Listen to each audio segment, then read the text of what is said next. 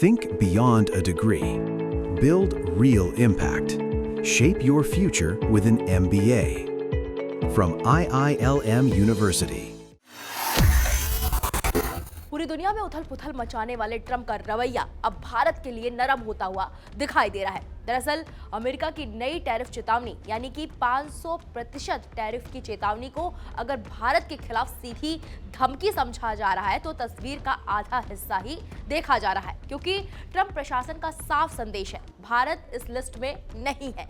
America के treasury secretary Scott Bessent ने ये स्पष्ट कर दिया है कि रूस से तेल खरीदने वाले देशों पर 500% टैरिफ लगाने की बात जरूर है, लेकिन इस बार निशाना भारत नहीं चीन है। बेसेंट ने कहा कि राष्ट्रपति डोनाल्ड ट्रंप को रूसी तेल खरीदने वाले देशों पर 500% टैरिफ लगाने के लिए सीनेट की अनुमति की जरूरत नहीं पड़ेगी। ट्रंप चाहे तो international emergency economic powers act यानी कि IEEPA के तहत सीधे फैसला ले सकते हैं।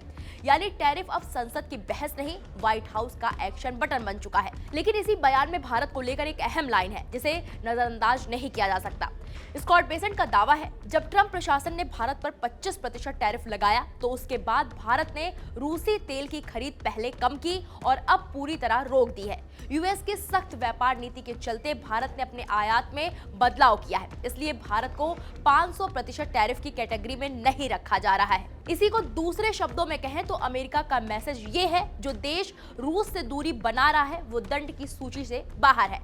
अब सवाल है, अगर भारत नहीं तो फिर टारगेट कौन?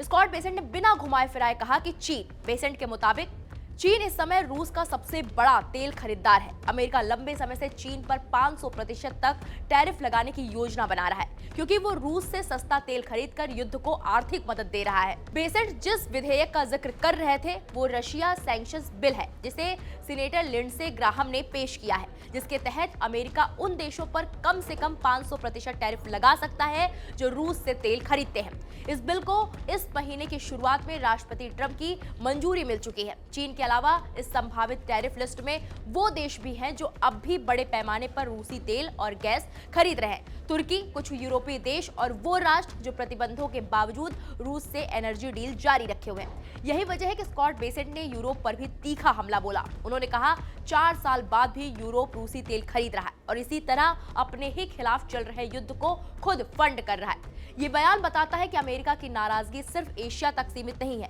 पश्चिमी गठबंधन के भीतर भी दरार साफ दिख रही है। हालांकि ट्रंप प्रशासन का मानना है कि उसे इस बिल की भी जरूरत नहीं है, क्योंकि IEEPA के तहत राष्ट्रपति के पास पहले से ही ये शक्ति मौजूद है।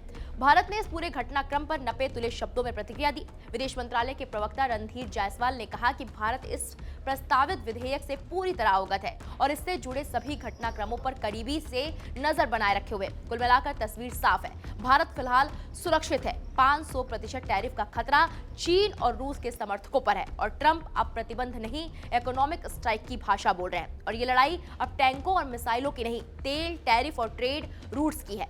और इसमें फिलहाल भारत कटघरे में नहीं, बैलेंस शीट से बाहर खड़ा हुआ है। फिलहाल इस पूरे मामले पर आपकी क्या राय है, हमें कमेंट बॉक्स में जाकर जरूर बताएं।